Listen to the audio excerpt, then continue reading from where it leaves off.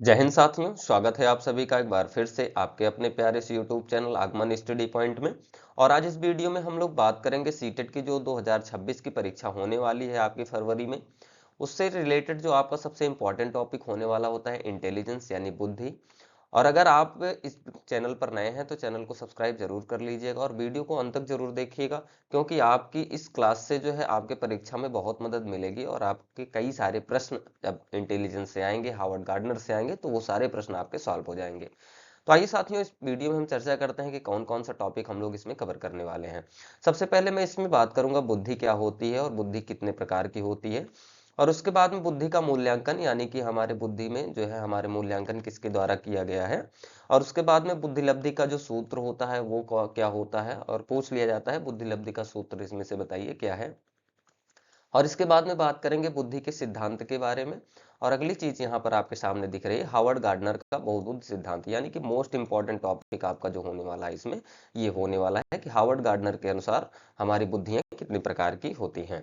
तो चलिए दोस्तों, शुरू करते हैं। सबसे पहला आपके सामने यहाँ पर हम लोग टॉपिक देख रहे हैं कि बुद्धि बुद्धि क्या होती है। तो सबसे पहले मैं बात करूं कि बुद्धि क्या होती है, तो देखिए आपके सामने लिखा हुआ है पर्यावरण को समझने, ध्यान से समझिएगा, कि चिंतन करने और समस्या समाधान के लिए वैकल्पिक संसाधनों का कुशलतम प्रयोग करना बुद्धि कहलाता है। कहने का मतलब है कि पर्यावरण में अगर हम लोग देख रहे हैं कि समझने, चिंतन करने या समस्या समाधान करने के लिए जो भी हमारे पास संसाधन है उनका कुशलता से प्रयोग करना ही बुद्धि कहलाता है। यानी कि हम लोग जो भी कार्य करें एक बुद्धिमत्ता पूर्व कार्य करते हैं। अब इसके बाद में हम देख रहे हैं साथियों की बुद्धि की विशेषता क्या होती है। पूछ लिया जाता है कि निम्नलिखित में से बताइए हमारे हार्वर्ड गार्डनर के अनुसार या बुद्धि के विशेषज्ञों के अनुसार बुद्धि की विशेषता क्या दी गई। तो सबसे पहले यहाँ पर आपके सामने देखने को मिल रहा है कि जो विशेषताएं हैं, सबसे पहले लिखा हुआ है कि चिंतन। जब बुद्धि होती है तो ही व्यक्ति क्या कर पाता है, चिंतन कर पाता है। और अगर बुद्धि नहीं है तो व्यक्ति चिंतन नहीं कर पाएगा। अब उसके बाद में बुद्धि के बाद दिया गया है कल्पना, यानी कि बच्चों में अगर बुद्धि का विकास होता है तो बच्चे क्या होते हैं कि क्यूरियोसिटी से अपने जो है वो कल्पना कर सकते हैं विभिन्न प्रकार के कार्यों को करने के लिए। अब इसके बाद में अगला आपके सामने लिखा है कि स्थिर और निरंतर की प्रक्रिया होती है। देखिए बालकों में क्या होती है, बुद्धि जो है दोनों प्रकार से हो सकती है, स्थिर भी होती है और निरंतर की प्रक्रिया, यानी कि निरंतर इसमें विकास होता रहता है। अब इसके बाद में साथियों यहाँ पर आपके सामने सबसे ऊपर लिखा है आनुवांशिकता और वातावरण का भी प्रभाव पड़ता है। जी हाँ दोस्तों, अगर बुद्धि की बात की जाएगी तो बुद्धि पर आनुवांशिकता के भी प्रभाव होते हैं और हमारे इन्वायरमेंट का भी प्रभाव होता है। क्योंकि अगर हम आप अपने बच्चों को जो है बेहतर इन्वायरमेंट नहीं देते हैं तो बच्चों की बुद्धि भी उसी प्रकार से हो जाती है जिस प्रकार से इन्वायरमेंट उनको मिलता रहता है। इसलिए बालकों को हमें सबसे बेहतर इन्वायरमेंट देना चाहिए और उनकी पढ़ाई और उनके साथ साथ में उनके रहन सहन तथा उनके जो सामाजिक वातावरण है उनको भी आपको बेहतर बनाना चाहिए। अब इसके बाद में लिखा गया है कि बुद्धि के लिए हमारे लिए एक लाइन दी गई है मल्टी डायमेंशनल। जी हाँ, बुद्धि जो होती है बहुआयामी होती है, तो ये भी याद रखिएगा कि बुद्धि मल्टी डायमेंशनल है। अब इसके बाद में आपके सामने लिखा है अनुकूलन में सहायता। जी हाँ, अनुकूलन में सहायता का मतलब होता है कि जो अगर बुद्धि होती है तो बच्चों को या हम आप किसी भी स्थान पे जाते हैं तो उस स्थान के अनुसार हम अपने आप को ढाल लेते हैं। अब इसके बाद में साथियों देख रहे हैं, क्योंकि कम समय में हम बेहतर कंटेंट देना चाह रहे हैं, इसलिए आपको जो है यहाँ पर हम आपको पॉइंट करके आपको वो चीजें बता रहे हैं जिससे आपके एग्जाम में प्रश्न पूछा जाता है। तो वीडियो को अंत तक जरूर देखिएगा, आपको इस वीडियो से बहुत ज्यादा मदद मिलेगी आपके एग्जाम में। अब इसके बाद में यहाँ पर आपके सामने देखिए लिखा है बुद्धि का मूल्यांकन। मोस्ट इंपॉर्टेंट आपका ये पॉइंट बनने वाला होता है। पूछ लिया जाता है कि सबसे पहले बुद्धि का मूल्यांकन किसके द्वारा किया गया, यानी इंटेलिजेंस टेस्ट जो है किसके द्वारा किया गया। तो याद रखिए सबसे पहले 1905 में अल्फ्रेड विने और विने साइमन के द्वारा बुद्धि परीक्षण किया गया था। फिर इसको क्या किया गया साथियों कि इसको बदल करके 1908 में क्या किया गया, इसको बदल करके मेंटल एज कॉन्सेप्ट के नाम से, यानी मानसिक आयु के नाम से इसको रख दिया गया। और मानसिक आयु के नाम से किसने जाना रखा इसको, विने साइमन ने इसको रख दिया। अब इसके बाद साथियों यहाँ पर आपके सामने दूसरी डेट दी गई है कि 1912 को एक आईक्यू कॉन्सेप्ट जो है बताया गया। आईक्यू कॉन्सेप्ट का मतलब होता है वास्तविक आयु। आगे क्योंकि यही मानसिक आयु और वास्तविक आयु और जो 100 दिया गया है इसी से आपका एक फॉर्मूला बन जाएगा। तो वास्तविक आयु का जो आपका सिद्धांत दिया गया वो किसके द्वारा दिया गया, विलियम स्टर्न के द्वारा इसको दिया गया। अब इसके बाद साथियों यहाँ पर आप देख रहे हैं कि जो 100 से मल्टीप्लाई अभी जो आपका यहाँ पर आपका फार्मूला बनेगा, तो जो 100 से मल्टीप्लाई होगा उसको किसने किया था, बुद्धि के सिद्धांत में टर्मन ने किया था, ये आप याद रखें। अब बात समझ में आ गई होगी कि मानसिक आयु की बात करी कि मानसिक आयु किसने दिया, तो विनय साइमन ने दिया। और अगर वास्तविक आयु की बात करें तो किसने दिया, विलियम स्टर्न ने दिया। और अगर 100 से मल्टीप्लाई की बात करें तो किसने किया, टर्मन ने किया था। अब इन तीनों के आधार पर दोस्तों आपके बुद्धि लब्धि का सूत्र बन जाता है। और बुद्धि लब्धि का सूत्र यहाँ पर आपके सामने देखिए दर्शाया गया है कि IQ बराबर मानसिक आयु बटे वास्तविक आयु गुणे में 100 कर देना है। तो ये आपका बुद्धि लब्धि का सूत्र होता है, इसको जरूर आप याद रखिए क्योंकि प्रश्न इससे जरूर बनने वाला होता है। अब इसके बाद में साथियों यहाँ पर आपके सामने बुद्धि के सिद्धांत दिए गए हैं, मोस्ट इंपॉर्टेंट है ये आपके लिए, ये याद रखिएगा, पूछ लिया जाता है प्रश्न। सबसे पहले दिया है एक कारक सिद्धांत, यहाँ पर कारक होता है एक कारक सिद्धांत। एक कारक सिद्धांत किसने दिया, अल्फ्रेड बिने ने दिया।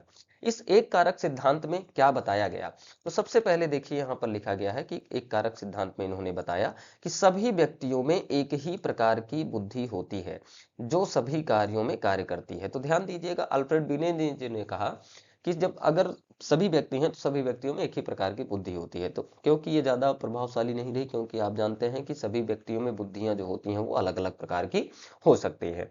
अब इसके बाद में अगला कारक आया, अगला कारक सिद्धांत आया द्विकारक सिद्धांत। तो द्विकारक सिद्धांत किसने दिया साथियों, चार्ल्स स्पीयरमैन ने दिया। इन्होंने क्या बताया कि चार्ल्स स्पीयरमैन ने कहा कि बुद्धि दो तत्वों से मिलकर के बनी हुई होती है। और जो दो तत्व होते हैं वो कौन से होते हैं, एक जनरल फैक्टर होता है और एक स्पेशल फैक्टर होता है, यानी सामान्य तत्व और विशिष्ट तत्व से मिलकर के बना होता है।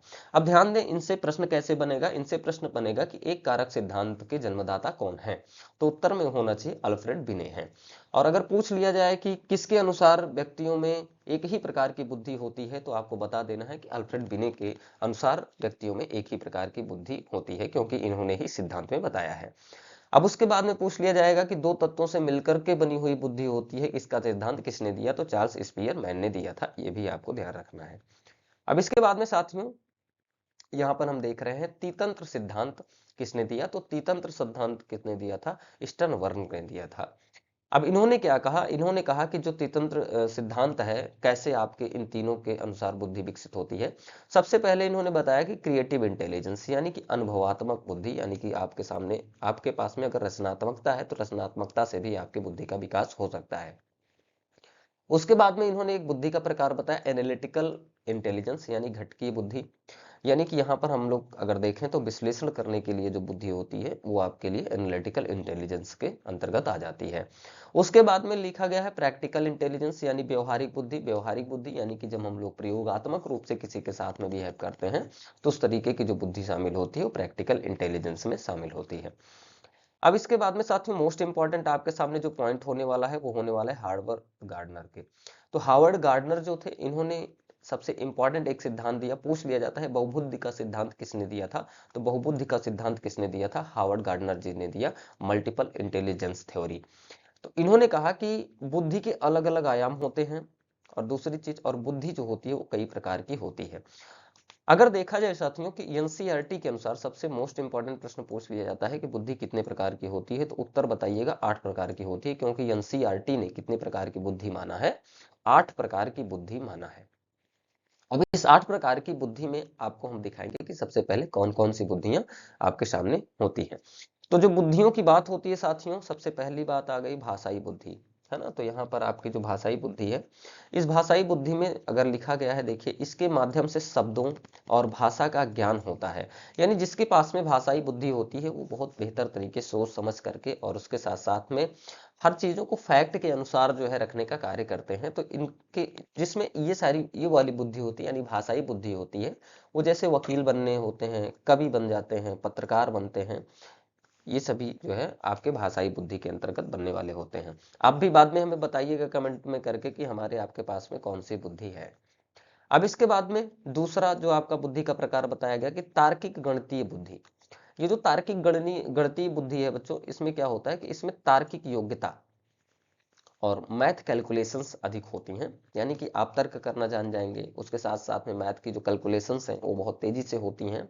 जिन बच्चों में ऐसी बुद्धियां होती हैं, तो ये बच्चे क्या बनते हैं, देखिए क्या बनते हैं, अकाउंटेंट बनते हैं, बैंकर बनते हैं, साइंटिस्ट होते हैं। ये सारे जो लोग होते हैं जो तार्किक गणितीय बुद्धि में जो है अव्वल होते हैं, वो इन सभी फील्ड्स में जो है आगे होते हैं। अब इसके बाद में साथियों नेक्स्ट अगला थर्ड है, ये मोस्ट इंपॉर्टेंट आपका बुद्धि के प्रकार में पूछा जाता है, कई बार ये आपके सीटेट के एग्जाम में पूछा गया है। हर बार प्रीवियस ईयर उठा करके देख लीजिएगा, ये स्पेशल इंटेलिजेंस आपके लिए बहुत इंपॉर्टेंट है। ये जो स्थानिक बुद्धि होती है साथियों, इसमें अमूर्त तथ्यों के आधार पर मानसिक छवि बना देना होता है। जैसे मान लीजिए आपका घर का नक्शा बनाना हुआ और आप किसी इंजीनियर के पास जाते हैं और आप केवल अपने घर का जो है क्षेत्रफल बता देते हैं, लंबाई और चौड़ाई कितना है, तो ये एरिया जब आप बताते हैं तो उसके अनुसार वह जो आपका क्या कहते हैं उसको, आपके सामने जो आपका इंजीनियर होता है वो आपका एक बेहतर जो है नक्शा घर का बना देता है। या फिर आप जानते हैं कि बहुत सारे ऐसे लोग होते हैं जो किसी व्यक्ति को देखते देखते उसका फेस का जो है आपका पूरा चित्र बना देते हैं। तो ये सारी जो आपकी बुद्धियां शामिल होती हैं साथियों, ये स्थानिक बुद्धि में शामिल होती हैं, और जिनके पास में ये बुद्धियां होती हैं वो मूर्तिकार बनते हैं, चित्रकार बनते हैं, आर्किटेक्चर बनते हैं। तो ये वाली बुद्धि में जो है ये सारे लोग बन सकते हैं। अब इसके बाद में साथियों चौथा आपका जो आपका बुद्धि का प्रकार है वो है आपका शारीरिक गतिक बुद्धि, यानी बॉडीली कैनेस्थेटिक जो आपकी बुद्धि होती है, इंटेलिजेंस, वो शामिल होती है। इसमें क्या होता है साथियों कि जो आपकी बॉडीली कैनेस्थेटिक जो आपकी इंटेलिजेंस है, उसमें शरीर को गति देने वाली बुद्धि इसको कहते हैं, कि जो शरीर को मूवमेंट कराने का हमेशा काम करते रहते हैं। जैसे देखिए अगर गाना चल जाता है तो गाना चलने के दौरान हम लोग थोड़ा सा क्या होते हैं, थिरकने लगते हैं, है ना। तो यहाँ पर देखिए इसके अंतर्गत जो बुद्धियां आती हैं, इनमें जो व्यक्ति शामिल होते हैं, जैसे अभिनेता हो सकते हैं, अभिनेत्री हो सकती है, एथलीट हो सकते हैं, है ना। पूछ लिया जाता है कि एक धावक के अंतर्गत कौन सी बुद्धि शामिल होती है, तो हम लोगों को याद रखना एथलीट होते हैं, डांसर हो सकते हैं, सर्जन हो सकते हैं, पायलट हो सकते हैं। तो इनके अंतर्गत जो है साथियों वो बॉडीली काइनेस्थेटिक जो आपकी इंटेलिजेंस होती है वो शामिल होती है। अब इसके बाद साथियों हम लोग देख रहे हैं पांचवी हमारी बुद्धि के प्रकार में संगीतात्मक बुद्धि। इसके नाम से ही पता चल रहा है, तो इसके नाम से पता चल रहा है साथियों, तो सबसे पहले यहाँ पर आपके सामने दिया गया है म्यूजिकल इंटेलिजेंस। इसका क्या अर्थ है कि इस बुद्धि के अंतर्गत संगीत की बुद्धि अधिक होती है, यानी कि गाना बजाने में ये लोग माहिर होते हैं। अब यहाँ पर आप देख सकते हैं कि जो इससे रिलेटेड व्यक्ति होंगे वो क्या होंगे, सिंगर बन सकते हैं, उसके साथ साथ में एंटरटेनर बन सकते हैं या कंडक्टर बन सकते हैं। ये जो है आपके संगीतात्मक बुद्धि के अंतर्गत लोग आ सकते हैं। अब इसके बाद साथियों छठवां हम लोग बुद्धि का प्रकार देख रहे हैं, वो कौन सा है, अंतर व्यक्तित्व बुद्धिमत्ता, यानी इंट्रापर्सनल इंटेलिजेंस। ये क्या है, आइए समझते हैं साथियों इसको। इसमें लिखा गया है कि इसके द्वारा दूसरे व्यक्ति के साथ कैसे इंटरेक्ट किया जाता है, ध्यान दीजिएगा, यह पता चलता है। और इसमें किस दूसरे व्यक्ति की, सॉरी किसी दूसरे व्यक्ति की यहाँ पर होना चाहिए, यहाँ पर किसी दूसरे व्यक्ति की मनोदशा, स्वभाव को समझकर प्रतिक्रिया देने की योग्यता होती है, यानी कि सामने वाले के जैसा सामने वाला बिहेव कर रहा होता है उसी के अनुसार प्रतिक्रिया देने की योग्यता होती है। यानी कि कहते हैं ना कि आप जो है चेहरा रीड करके हम बता देते हैं, हम आपका फेस पढ़ करके बता देते हैं कि आप यही चाह रहे हैं और आप यही सोच रहे हैं। तो ये जो शक्तियां होती हैं, अगर देखा जाए कि ये जो बुद्धिमत्ताएं होती हैं वो किसके किसके अंतर्गत, जैसे नेता होते हैं। अब नेता देख रहे हैं कि या उनके सामने जनता खड़ी होती है ना, तो नेता जानते हैं कि इनको कैसे खुश करना है और किन बातों में इनको मोटिवेट करके अपने पक्ष में करना है। या जो सामाजिक कार्यकर्ता होते हैं साथियों, सोशल वर्कर होते हैं, उनको भी ये चीजें मालूम होती है कि सोशल वर्कर जो होते हैं वो किस प्रकार से आपके साथ बिहेव करेंगे तो उनको ज्यादा पॉपुलैरिटी मिलेगी। उसके साथ साथ में अध्यापक भी आपके सामने जब पढ़ाता है तो आपके बॉडी लैंग्वेज और आपके फेस को रिकॉग्नाइज करके आपके फेस को बता देता है कि बच्चा पढ़ना चाह रहा है, नहीं पढ़ना चाहता, बच्चे की रुचि लग रही है, नहीं लग रही है, और वो उसी के अनुसार जो है उसके साथ में बिहेव करता है। तो ये सारी चीजें हो गई दोस्तों आपके 6 नंबर तक की बुद्धि के प्रकार में। अब इसके बाद में साथियों हम लोग देख रहे हैं 7वें नंबर की बुद्धि, अंतः व्यक्तिक बुद्धि, यानी इंटरपर्सनल इंटेलिजेंस। ये क्या होती है, आइए उसको जानते हैं हम लोग। इसमें दिया गया है इसके द्वारा खुद के साथ में इंटरेक्ट किया जाता है, यानी कि खुद से बातें करना, ये सारी चीजें जो है अगर शामिल होती हैं तो अंतः व्यक्तित्व में होती हैं। देखिए इसमें लिखा गया है आध्यात्मिक गुरु बन सकते हैं, साइकोलॉजिस्ट बन सकते हैं। तो इनमें जो अंतः व्यक्तित्व बुद्धि वाले होते हैं वो आध्यात्मिक गुरु हो सकते हैं या साइकोलॉजिस्ट बन सकते हैं। अब इसके बाद में हमारा जो 8वां प्रकार का जो सबसे लास्ट आपका इंपॉर्टेंट और जो है आपके इस बुद्धि के प्रकार का सबसे अंतिम आपका जो बुद्धि है वो है प्रकृतिवादी बुद्धि, यानी जो हमारे प्रकृति से जुड़े हुए व्यक्ति हो सकते हैं। तो आपके सामने लिखा भी है न्यूट्रलॉजिस्ट इन इंटेलिजेंस, यानी कि नेचुरलिस्ट आपकी इंटेलिजेंस जो होती है। आपके सामने इसमें लिखा है कि इस बुद्धि के व्यक्ति प्रकृति के नजदीक होते हैं, यानी कि हमारी जो प्रकृति होती है उससे काफी ज्यादा ये लोग जुड़ाव रखते हैं और उसके प्रति जो है लोग बहुत एक्टिव रहते हैं। जैसे लिखा गया है और जानवरों, पौधों, धातुओं आदि प्राकृतिक संसाधनों से लगाव रहता है। इनसे क्या होगा कि बहुत सारी चीजों से वो क्या करेंगे, प्राकृतिक चीजों से उनको बहुत लगाव रहता है, जैसे किसान हो गए। तो ये जो आपकी प्रकृतिवादी बुद्धि होती है, इनमें क्या हो सकते हैं, किसान हो सकते हैं। अब इसके बाद में साथियों हम लोग, हमारी बुद्धि के प्रकार की तो बात हो गई है। अब हम यहाँ पर देख रहे हैं कि जितना अभी तक मैंने थ्योरी पढ़ा हुआ है साथियों, अगर आप बेहतर तरीके से क्लास को अटेंड किए हुए हैं तो आपके सामने सबसे लास्ट में मैंने आपके 10 प्रश्न रखे हुए हैं, और वो 10 प्रश्न आपको सॉल्व करके बताने हैं कि क्या आप इस 10 प्रश्न में कितना आप सही करके आ रहे हैं यहाँ से। और ये आपके वही इंपॉर्टेंट प्रश्न होते हैं जो आपके एग्जाम में बनने वाले होते हैं, यानी इसी के आधार पर, इसी के जैसे प्रश्न आपको अगर हावर्ड गार्डनर से आता है तो इसी प्रकार के प्रश्न आपको देखने को मिलते हैं। तो चलिए सबसे पहला प्रश्न देख रहे हैं हम लोग। सबसे पहला प्रश्न है साथियों, हावर्ड गार्डनर के बहुबुद्धि सिद्धांत के अनुसार तार्किक गणितीय बुद्धि वाले व्यक्ति की क्या विशेषता होती है। ध्यान दीजिएगा क्या लिखा गया कि तार्किक गणितीय बुद्धि वाले व्यक्ति की क्या विशेषता होती है। तो ऑप्शन क्या दिया गया है, देखिए लिखा है ध्वनि और ताल के प्रति संवेदनशील। अरे भाई वो थोड़ी ना तबला बजाने जा रहा है, तो ये वाला ऑप्शन क्या है आपका, गलत है। अगला लिखा है स्थानिक चित्र को मानसिक रूप से परिवर्तित करने की क्षमता। भैया मैंने बताया था कि अभी जिसके पास में स्पेशल इंटेलिजेंस होगी वही स्थानिक चित्र बना पाएगा ना। अब इसके बाद में तीसरा दिया गया है सी, समस्याओं को तर्क संगत, जी हाँ, तरीके से विश्लेषण करने और वैज्ञानिक अन्वेषण की क्षमता। जी हाँ, जिसके पास में मैंने बताया था कि सबसे बेहतर तार्किक क्षमता होती है, वो समस्याओं को तर्क संगत रूप से विश्लेषित कर सकते हैं। तो ऑप्शन नंबर आपका इसमें सी सही हो जाएगा। अब इसके बाद में साथियों हम लोग देख रहे हैं प्रश्न संख्या 2। एक थेरेपिस्ट, ध्यान दीजिएगा, या मनोवैज्ञानिक के पास दूसरों के व्यवहार और प्रेरणाओं को समझने की उच्च क्षमता जो होती है, वो गार्डनर के अनुसार उनमें कौन सी बुद्धि शामिल होती है। देखिए जो थेरेपिस्ट होते हैं या मनोवैज्ञानिक होते हैं, उनके पास में कौन सी बुद्धि होती है। तो सबसे पहले यहाँ पर आपके सामने जो बी वाला, आप सॉरी, आपका दूसरा, इसमें साथियों सही हो जाएगा कौन सा ऑप्शन, यानी बी वाला ऑप्शन आपका सही हो जाएगा। अंतर व्यक्तित्व वाले होते हैं, यानी इंटरपर्सनल होते हैं, जो एक दूसरे की प्रेरणाओं को समझने की उच्च क्षमता रखते हैं। अब इसके बाद साथियों प्रश्न संख्या आपका 3 दिया गया है। लिखा गया शारीरिक गतिक बुद्धि, ध्यान दीजिएगा, बॉडीली काइनेस्थेटिक जो इंटेलिजेंस होती है, ये रखने वाले बच्चों के लिए निम्नलिखित में से कौन सा क्षेत्र सबसे उपयुक्त होता है। देखिए बॉडली काइनेस्थेटिक की बात कर रहे हैं तो कविता लेखन तो होने वाला नहीं है ना, कविता लेखन नहीं होगा। वास्तुकला, आर्किटेक्चर नहीं बन सकते हैं जिनके पास में बॉडली काइनेस्थेटिक इंटेलिजेंस होती है। नृत्य या खेलकूद, जी हाँ, हमारे बॉडी के मूवमेंट से संबंधित है, तो हम लोग इसमें आगे जा सकते हैं। तो ये वाला ऑप्शन, सी वाला ऑप्शन आपका सही हो जाएगा।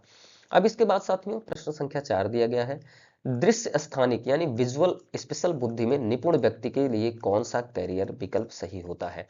तो आपको पता है कि जो विजुअल स्पेशल बुद्धि वाले होते हैं वो क्या बन सकते हैं, वो बन सकते हैं मूर्तिकार या नाविक बन सकते हैं।